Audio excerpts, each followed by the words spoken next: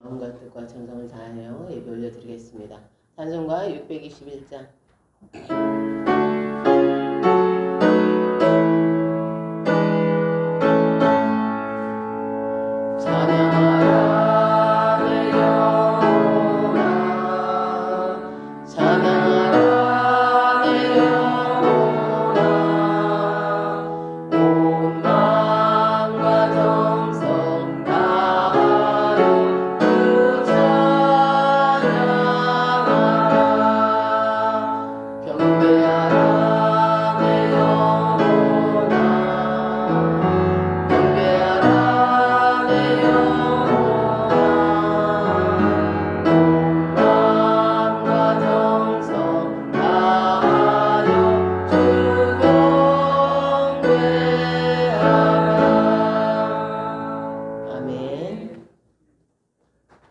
여호와의 산에 오를 자가 누구며 그의 거룩한 곳에 설 자가 누구인가? 곧 손이 깨끗하며 마음이 청결하며 뜻을 허탄한 데 두지 아니하며 거짓 맹세하지 아니하는 자로다. 그는 여호와께 복을 받고 구원의 하나님께 의를 얻으리니 이는 여호와를 찾는 족속이요 야곱의 하나님의 얼굴을 구하는 자로다. 셀라. 아멘. 성삼위 하나님께 감사와 찬양과 영광을 올려드립니다. 하나님 앞에 나와 예배드릴 수 있는 이 모든 은혜를 하나님께 감사드립니다. 그럴 수 없는 상황 속에 있는 자들을 긍휼히 여겨 주옵소서. 여러 가지 어려운 상황 가운데 있으며 이 장마 가운데 이 폭우 가운데 어려움 당한 자들도 주께서 기억하여 주옵소서. 우리의 마음이 하나님 앞에 올려지기를 원하며 우리의 삶의 모든 것이 하나님의 다스림 속에 있다는 걸 기억하게 하시고 하나님 앞에 겸비하게 예배하는 저희들 될 수 있도록 저희들을 깨우쳐 주시고 하나님을 향해 눈을 들고 하나님 향해 우리의 마음을 올려드리는 복된 시간이 되게 해 주옵소서. 예수님의 이름으로 기도드립니다. 아멘. 하나님께서 오늘 저희들이 주신 말씀은 출애굽기 32장 1절에서 14절의 말씀입니다. 32장 1절에서 14절 말씀입니다. 우리 함께 교독하겠습니다. 백성이 모세가 산에서 내려옴이 더딤을 보고 모여 백성이 아론에게 이르러 말하되 일어나라 우리를 위하여 우리를 인도할 신을 만들라. 이 모세 곧 우리를 애굽 땅에서 인도해낸 사람은 어찌 되었는지 알지 못함이니라. 아론이 그들에게 이르되 너희 아내와 자매의 귀에서 금고리를 빼어 내게로 가져오라. 모든 백성이 그 귀에서 금고리를 빼어 아론에게로 가져가매 아론이 그들의 손에서 금고리를 받아 부어서 조각칼로 새겨 송아지 형상을 만드니 그들이 말하되 이스라엘아 이는 너희를 애굽 땅에서 인도하여낸 너희의 신으로다 하는지라. 아론이 보고 그 앞에 제단을 쌓고 이에 아론이 공파에 이르되 내일은 여호와의 절일이니라 하니 이튿날에 그들이 일찍 일어나 번제를 드리며 화목제를 드리고 백성이 앉아서 먹고 마시며 일어나서 뛰놀더라. 여호와께서 모세에게 이르시되 너는 내려가라. 내가 애굽 땅에서 인도하여낸 내 백성이 부패하였도다. 그들이 내가 그들에게 명령한 길을 속이거나 자기를 위하여 송아지를 모아 만들고 그것을 내게 하며 그것에 제물을 드리며 말하되 이스라엘아 이는 너희를 애굽 땅에서 인도하여낸 너희 신이라 하였도다. 여호와께서 또 모세에게 이르시되 내가 이 백성을 보니 목이 뻣뻣한 백성이로다. 그런즉 내가 한대로 보라. 내가 그들에게 진노하여 그들을 진멸하고 너희를 나라에게 하리라. 모세가 그의 하나님 여호와께 구하여 이르되 여호와여 어찌하여 그 큰 권능과 강한 손으로 애굽 땅에 인도하여 내신 주의 백성에게 진노하시나이까. 어찌하여 애굽 사람들이 이르기를 여호와가 자기의 백성을 산에서 죽이고 지름에서 진멸하려는 악한 자들로 인도해 내었다고 말하게 하시려 하나이까. 주의 명렬한 도를 붙이시고 뜻을 돌이키사 주의 백성에게 이 한을 내리지 마옵소서. 주의 종 아브라함과 이삭과 이스라엘을 기억하소서. 주께서 그들을 위하여 주를 가리켜 맹세하여 이르시기를 내가 너희의 자손을 하늘의 별처럼 많게 하고 내가 허락한 이 온 땅을 너희의 자손에게 주어 영원한 기업이 되게 하리라 하셨나이다. 여호와께서 뜻을 돌이키사 말씀하신 바를 그 백성에게 내리지 아니하시니라. 아멘. 기도하겠습니다. 하나님 감사합니다. 하나님의 엄미하신 말씀 앞에 우리로 서게 하소서. 하나님의 말씀을 듣는 귀를 열어 주옵소서. 우리로 생각하게 하소서. 듣게 하소서. 행하게 하소서. 예수님의 이름으로 기도드립니다. 아멘.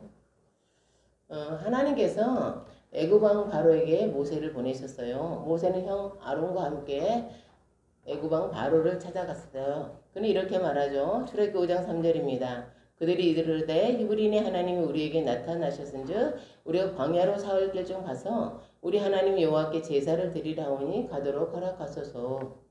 모세가 바로에게 요구한 건 요 하나님께 제사 드릴 수 있도록 광야로 보내달라는 것이었어요. 이것을 통해서 우리가 알 수 있는 것은 이스라엘 백성이 출애굽한 이유예요. 이스라엘 백성을 해방시킨 이유라고요. 그것은 바로 하나님께 예배드리기 위해서입니다. 약속의 땅 가나안으로 가야 하는 이유는 하나님의 백성으로 살기 위해서예요. 그리고 그 핵심에 예배가 있습니다. 하나님은 그들을 예배자로 부르셨어요. 그러면 저와 여러분은 어떻습니까? 예수님이 십자가의 대속으로 내 구원받은 저와 여러분요. 우리를 구원하신 목적이 뭐예요? 우리는 하나님과 영원히 함께 살게 하기 위해서요. 하나님과 영원히 함께 사려고요. 우리와 함께 사시려고요. 그리고 그 핵심에는 예배가 있습니다.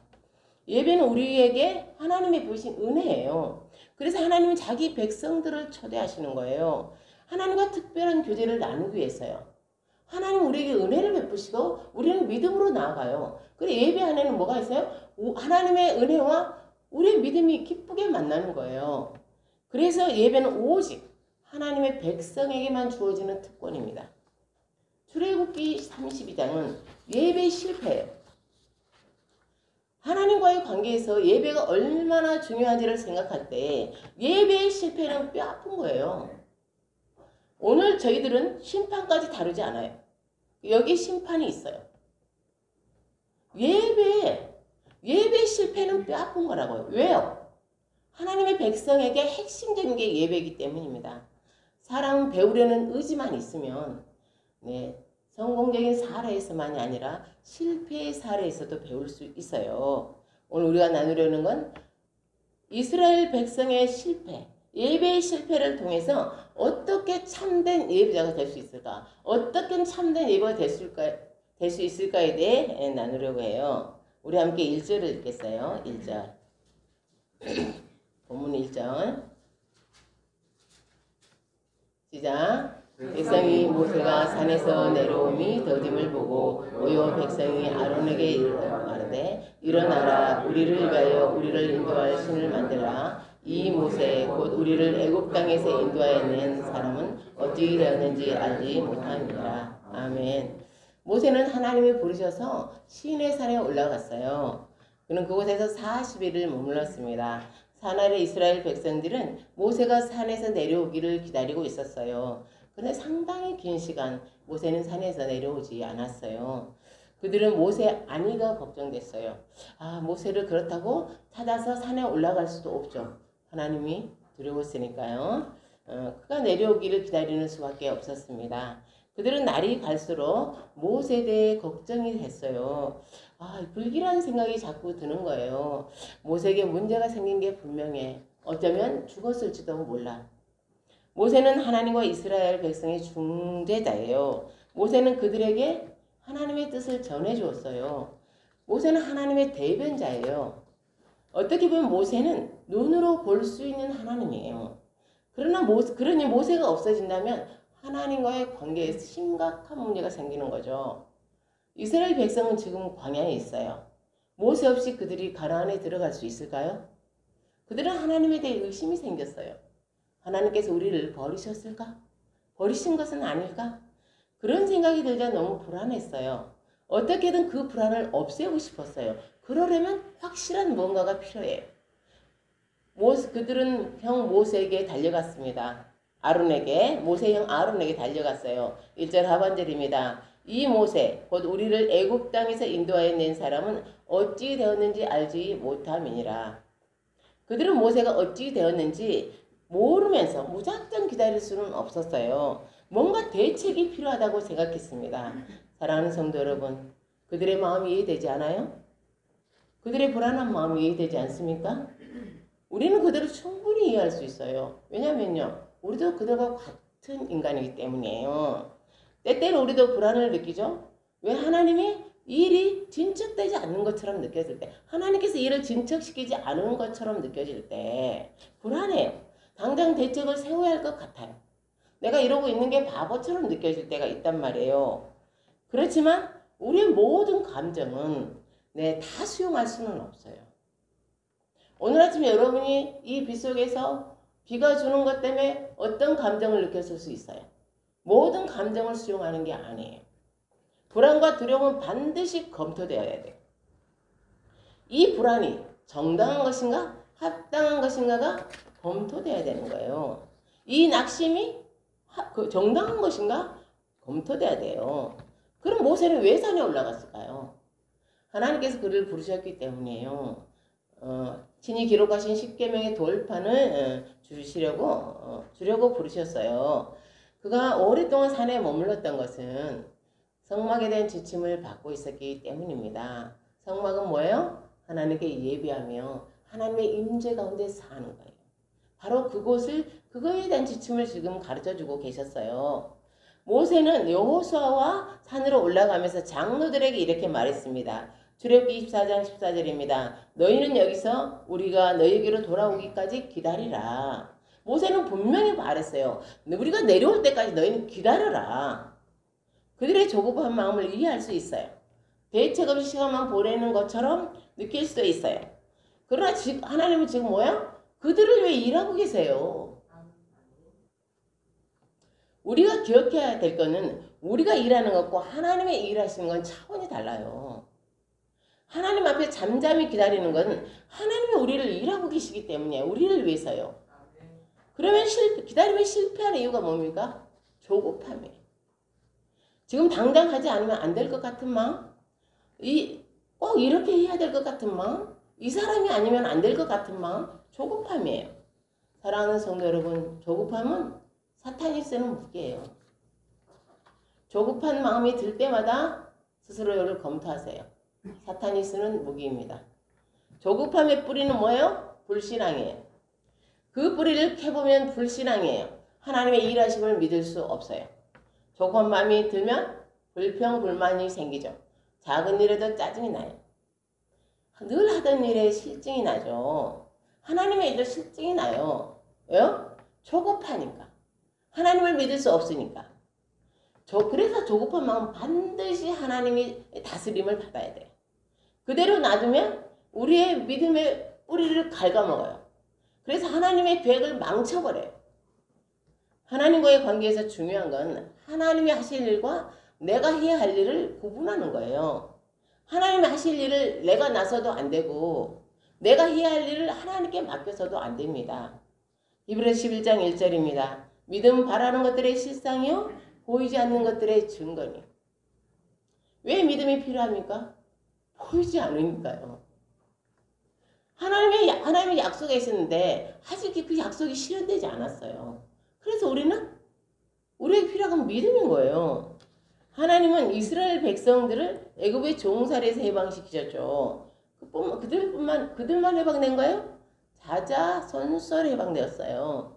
그들은 하나님이 누구 편인지를 확실히 알았어요. 하나님의 전능하신 손길을 확실히 보았다고. 우리의 믿음의 근거 어디에 있어요? 하나님의 일하심. 하나님의 일하심이잖아요. 그런 하나님께서 기다리라고 하세요. 그런 하나님께 믿으라고 하세요. 그렇습니다.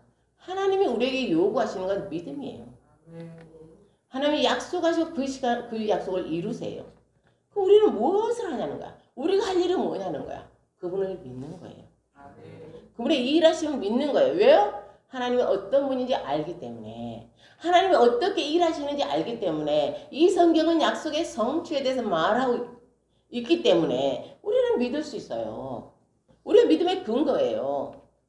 지금 무엇을 하고 계시는지 내 눈으로 알 수 없을 때, 과연 하나님은 이 일을 하고 계시는가 의심이 들 때, 네, 우리는 정말 우리가 할 수 있는 건 뭐야? 믿음이라는 거예요. 하나님은 하고 계셔.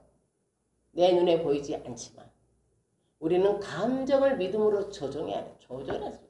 감정. 그럼 우리는 어떻게 기다릴까? 어떻게 기다려야 할까? 하나님의 때를 기다리는 것이 믿음이라는 걸 알아야 돼요. 아, 기다리는 게 막연하고 게 아니라 그게 믿음이구나. 내가 소망 가운데 기다리는 게 믿음이구나. 그걸 확실히 인식해야 돼. 그분이 들을 수 있도록 내가 하나님을 신뢰하고 있어. 예, 빌립보 감옥에서 바울과 실라가 했던 것처럼 나는 하나님을 신뢰하고 있어 라고 찬양해야 돼. 하나님이 들으실 수 있도록. 시편 27편 13절 14절입니다. 내가 산 자들의 땅에서 여호와의 선하심을 보게 될 줄을 확실히 믿었도다. 너는 여호와를 기다릴지어다. 강하고 담대함의 여호와를 기다릴지어다. 아멘. 저와 여러분이 하나님의 전능하심과 신실하심을 고백하면서 믿음으로 하나님의 때를 기다릴 수 있기를 소망합니다. 아멘. 이스라엘 백성들은 아론에게 달려가서 이렇게 요구했어요. 우리를 위하여 우리를 인도할 신을 만들라. 그들은 더 이상 모세를 기다릴 수 없었어요. 그들은 스스로 신을 만들기로 마음먹었습니다. 그러나 그건 너무 큰 범죄예요. 이 세상에는 근원적인 질서가 있어요. 부모가 있고 자식이 있는 것처럼 이 세상에 근원적인 질서가 있어요. 하나님은 창조주시고 우리는 그분이 만드신 피조물이에요. 이게 질서예요. 더 이상 이건 어떻게 할 수 없는 근원적인 질서란 말이에요. 출애굽한 이스라엘 백성들은 이미 율법을 받았어요. 그리고 하나님과 언약식을 했어요. 그리고 그리고 모세는 올라간 거예요. 그 받은 율법의 최상위법이 10계명입니다. 10개 계명은 최상위법이에요. 출애굽기 20장 4절에서 5절입니다. 너를 위하여 새긴 우상을 만들지 말고 또 위로 하늘에 있는 것이나 아래로 땅에 있는 것이나 땅 아래 물속에 있는 것에 어떤 형상도 만들지 말며 그것들에게 절하지 말며 그것들을 섬기지 말라. 아멘. 하나님은 우상을 만들지도 말아라. 우상을 섬기지도 말아라. 우상에 예배 드려서는 안 된다. 라고 말씀하셨어요. 그게 제 2계명입니다. 그러나 이스라엘 백성은 그 계명을 어쩌? 우리를 위하여 우리를 인도할 신을 만들라. 라고 말했어요. 그러면 인간은 왜 우상을 만들까? 왜 우상을 만들까요? 출애굽기 20장 4절 제가 읽어드린 데 있죠? 너를 위하여 새긴 우상을 만들지 말고 너를 위하여. 사람이 우상을 만드는 건 우상을 이용해서 내가 뭔가를 얻어보려는 거예요. 우상은 힘을 가진 거예요. 이스라엘 백성들이 딱 그래요. 우리를 위하여 우리를 인도할 신을 만들라. 그런데 이스라엘 백성들은 자신들이 만들려는 게 우상이라고 생각하지 않았어요. 우리 함께 4절을 읽겠습니다. 4절 시작. 아론이 그들의 손에서 금고리를 받아 부어서 조각칼로 새겨 송아지 형상을 만드니 그들이 말하되 이스라엘아 이는 너희를 애굽 땅에서 인도하여 낸 너희의 신이로다 하는지라. 아멘. 그들이 원한 건 우상이 아니라 여호와 하나님이었어요. 모세를 대신할 수 있는 보이는 신이었어요. 그래서 금송아지가 만들어지자 너무 기뻤어요. 이스라엘아 이는 너희를 애굽 땅에서 인도해낸 너희의 신이로다. 그들도 다른 나라들과 똑같아졌어요. 그들도 눈으로 볼 수 있는 신을 만들었어요. 다만 부르는 이름은 달랐어요. 여호와 하나님. 그렇습니다. 그들은 여지없이 우상 숭배에 빠졌습니다. 그들은 그렇게 생각하지 않았겠지만 우리도 마찬가지예요. 우리가 하나님이라고 부른다고 해도 우리가 잘못된 것을 믿는다면 잘못된 지식에 속해 있다면 우리가 하는 것은 우상 숭배입니다. 하나님이 어떤 분이지 아는 건 다양해요. 자연 역사를 통해서 우리는 자연을 통해서 알 수 있죠. 아 하나님은 정말 이렇게 꽃을 보고 아름다움을 사랑하시는 분이구나. 또 역사를 통해서 알아요. 역사의 긴 줄기를 통해서 하나님이 어떻게 일하시냐 알아요. 우리의 양심을 통해서 알 수 있죠. 그러나 타락한 인간은 그것만으로는 인간을 구원한 하나님을 알 수 없어요. 그래서 하나님 우리에게 성경을 주셨습니다. 그리고 우리에게 하나님의 아들 예수 그리스도를 보내주셨어요. 우리는 성경을 통해서 하나님의 존재에 대해 하나님의 속성에 대해 하나님 또 어떻게 일하시는 대해 알 수 있어요. 그리고 우리 주 예수 그리스도를 통해서 우리를 향한 하나님의 사랑을 알 수 있고 우리를 구원하시려는 그분의 의지를 알 수 있어요. 그리고 우리의 지식의 출처가 중요해요. 우리가 아는 것, 어디에서 얻은 지식인지가 중요한 거예요. 아 어디서 들었지? 성경에 나와요. 성경에서 얻은 지식만 완전해요. 그럼 우상은 무엇일까? 한마디로 우리가 만든 거예요. 우리의 만족을 위해서 우리가 만든 거예요. 누구도 우상을 숭배하는 걸 원하지 않아요. 그러나 누구라도 우상 숭배에 빠질 수 있어요. 하나님의 말씀에서 벗어난다면. 예배도 마찬가지예요. 하나님의 말씀하신 대로 드리지 않으면 올바른 예배가 아니에요. 따라서 말씀을 떠난 가르침, 말씀을 떠난 삶, 말씀을 떠난 예배는 다 가짜예요. 우리가 왜 이단을 싫어합니까? 이단은 어떤 면에서는 불신자나 타 종교인보다 하나님에 대해 더 잘 알아요. 그런데 우리는 아주 그런 면에 우리가 더 가깝잖아요. 근데 우리는 이단을 싫어한단 말이에요. 여러분 왜 싫어해요? 이단을? 불신자거나 타 종교인보다도 더 잘 알잖아요. 왜요? 하나님을 왜곡하기 때문이에요. 구원의 진리를 애곡하기 때문이에요. 진리를 호도함으로 많은 사람을 멸망으로 이끌어가기 때문에 우리를요 오염시키기 때문이에요. 하나님의 진리를 오염시키기 때문에 우리는 싫어하는 거예요. 미워하는 거예요. 그러면 그들의 결정적인 잘못이 뭐예요? 이들의 결정적인 잘못? 교회 와서 교회를 혼란시켜서 결정적인 그게 아니에요. 성경을 자의적으로 해석하는 거예요. 선입견, 자기의 기준, 선입견, 사상으로 자기의 성경을 해석하기 때문이야. 왜요? 왜 교회 와서 끌고 가는 것보다 나쁘죠? 성경은 모든 것의 기준이기 때문이에요. 우리가 결정하는 모든 것의 기준이란 말이에요. 그래서 성경을 잘못 해석하는 것은 모든 기준이 무너지는 거예요. 성경을 떠나서 아니면 성경을 이용해서 성경에 어떤 걸 돌려서 자기가 원하는 가르치고 그것을 제시한다면 그 길을 제시한다면 그건 하나님을 대적하는 거예요. 사랑하는 성도 여러분, 참된 예배자가 되기를 원하십니까? 아멘. 그러면 하나님의 말씀에서 예배자가 어떤 건지를 찾아야 돼요. 하나님의 말씀대로 예배를 드려야 돼요. 하나님 말씀대로요. 그리고 우리의 초점을 하나님께 돌려야 돼요. 나에게서 하나님께. 우리의 관심을 하나님께 고정시켜야 돼요. 그러면 실패하지 않아요. 이단을 보세요. 구원에 초점을 두지만 자기에게 몰려있어요. 아무리 경건해 보여도 관심이 자기에게만 집중된다면 그건 건강한 신앙이 아니에요. 하나님의 뜻에, 하나님의 섭리에, 하나님의 영광에 관심이 있는 사람은 자기에게 집중하지 않아요. 자기에게 집중하는 거는 그만큼 자기 경건해 보이고 나는 이래야 돼, 나는 이래야 돼. 올바르지 않아요. 그럼 우리 중심의 예배, 내 중심의 예배, 우상 숭배적인 예배는 어떤 것일까? 우리 함께 5절에서 6절을 읽겠습니다. 5절에서 6절. 5절에서 6절.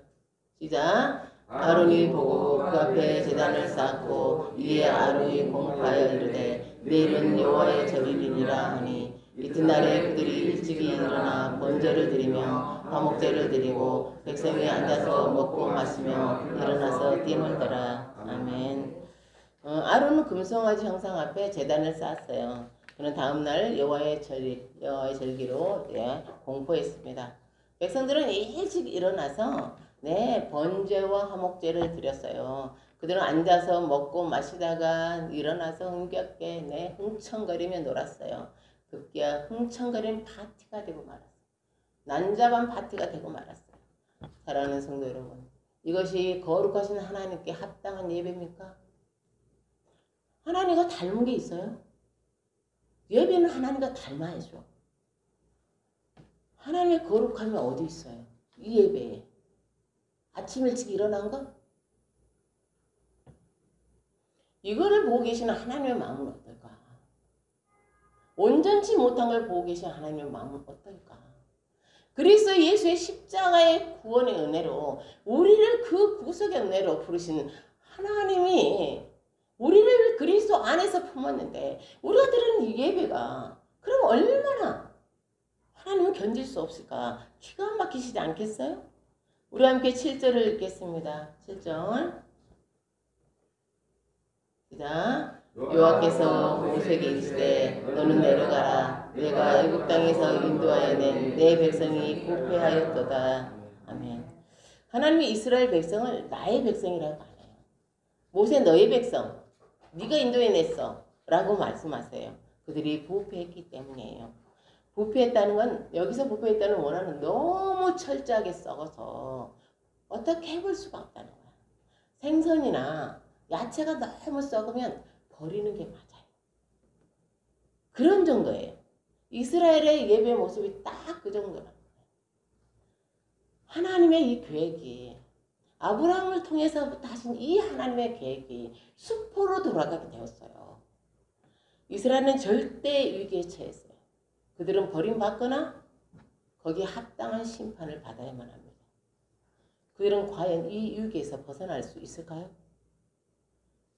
하나님은 그들을 진멸하시고 모세를 통해서 큰 민족을 이루시겠다고 합니다. 그럼 모세는 여기에 대해서 뭐라고 할까요? 우리에게 11절에서 13절 읽겠어요.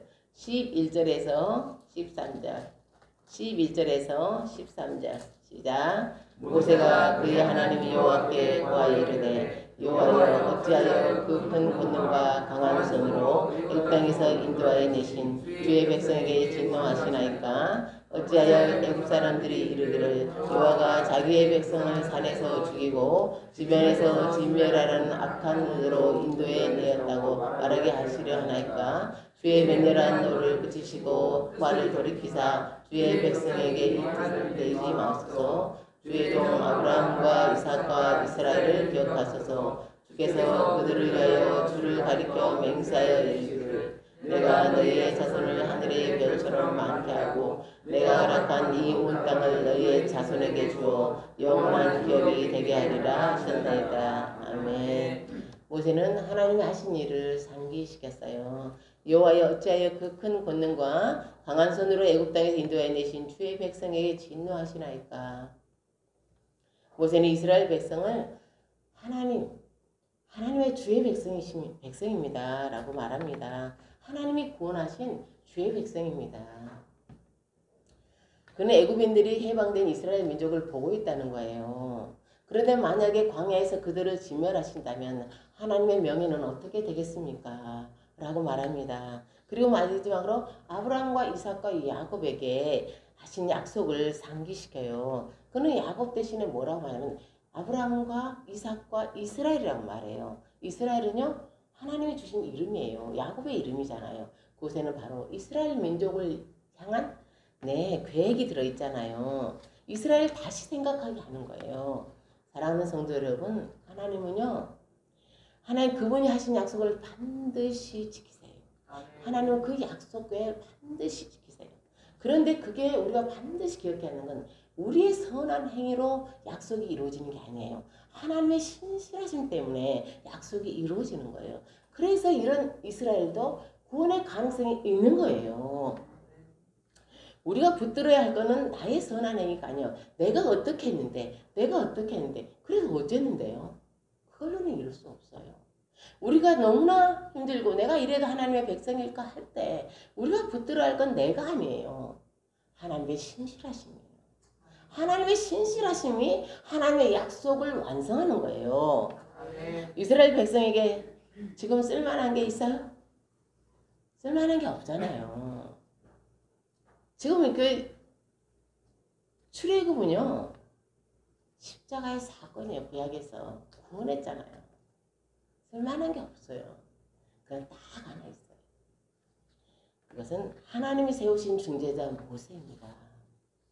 그는 100% 하나님 편에 섰어요. 그는 이스라엘 범죄 행위를 변명하지 않았어요. 하나님이 어떤 분인지 강조했어요. 하나님의 참된 명예를 생각했어요. 그리고 모세는 100% 이스라엘 백성 편이에요. 거기 섰단 말이에요. 자신이 높아지려고 하지 않았어요. 자기로부터 새로운 민족이 만들어지는 걸 원하지 않았어요. 그는 하나님 이스라엘 백성의 보조, 이스라엘 백성을 지키는 데 있었단 말이에요. 그렇기 때문에 모세는 이스라엘 절대 위기에서 구할 수 있었어요. 사랑하는 성도 여러분, 우리는 이스라엘 백성보다 낫습니까? 우리는 그들과 다르게 생각합니까? 우리는 그들과 다르게 행동합니까? 우리는 어때요? 우리는 우리의 예배는 그들처럼 실패하지 않는다고 보장할 수 있어요? 자신이 있어요? 우리에게는 죄성이 흐르고 있어요. 우리는 하나님의 생명을 주심으로 거듭난 생명이지만 우리의 육신은 죄성을 따르고 있어요. 죄가 있단 말이에요. 우리는 우리의 유익을 먼저 생각해요. 그럼에도 우리가 승리할 수 있어요. 우리는. 왜요? 우리는 승리를 확신할 수 있단 말이에요. 왜요? 모세보다 더 능력 있는 중보자가 계시기 때문이에요. 모세는 중재자지만 우리 주 예수 그리스도는 하나님과 우리 사이의 중보자세요. 예수님은 하나님의 어떤 분이신지 알아요. 예수님은 하나님과 동등되잖아요. 우리 오늘 교동문 했잖아요. 빌립보서 2장 5절 11절. 그 동등됨을 취하지 않으셨다고 말씀하셨잖아요. 예수님 우리가 어떤 존재인지 아세요. 우리와 같은 모습으로 사셨으니까요. 히브리서 4장 15절입니다. 우리에게는 대제사장은 우리의 연약함을 동정하지 못하실 리가 아니요 모든 일에 우리와 똑같이 시험을 받으신 이로되 죄는 없으시니라. 아멘. 예수님은 완벽한 중보자세요. 예수님은 완벽한 대제사장이에요. 예수를 힘입어 하나님께 나아가는 자들을 온전히 구원하실 수 있습니다. 구약의 대제사장은 유일하게 지성소에 들어갈 수 있는 사람이에요. 1년에 단 하루 대속죄일에 대제사장만 지성소에 들어갈 수 있어요. 지성소는 하나님이 임재하시는 곳이에요. 가장 거룩한 곳이에요. 죄는요 하나님의 임재를 견딜 수 없어요. 하나님의 임재가 있으면 우린 죽어요. 따라서 대제사장도 지성소에 들어가기 위해서는 먼저 자기의 죄를 속해야 돼요. 송아지로 속죄제를 드리고 염소로 번제를 드려야 됩니다. 그 역시 허물 많은 인간이기 때문이에요. 그러면 예수님은 우리를 데리고 하나님께 가는 예수님은 어떤 대제사장입니까? 히브리서 7장 26절입니다. 이런 대제사장은 우리에게 합당하니 거룩하고 악이 없고 더러움이 없고 죄인에게서 떠나 계시고 하늘보다 높이 되시니라. 아멘. 예수님은 갈보리에서 어떤 제사를 드렸어요? 하나님께 어떤 예배를 드렸습니까? 예수님은 대제사장이면서 동시에 제물이 되셨어요. 네, 예수님이 십자가에서 영원한 효력을 가진 단 한 번의 제사로 내 모든 것을 완성하셨습니다. 그 참된 예배자가 되기를 원하십니까? 예수님을 의지해야 돼요. 예수님을 의지하지 않고 아무것도 될 수 없어요. 그분과 연합한 우리가 연합했기 때문에 우리는 구원받은 거잖아요. 연합한 우리가 걸어갈 길은 뭐예요? 예수를 따라 걷는 것입니다. 그분의 이름으로 하나님께 나아가야 돼요. 그분의 이름이 아니면 우리 기도합니까? 그분의 이름으로 나아가요. 그리스도의 영이신 성령님의 도움을 입어야 합니다.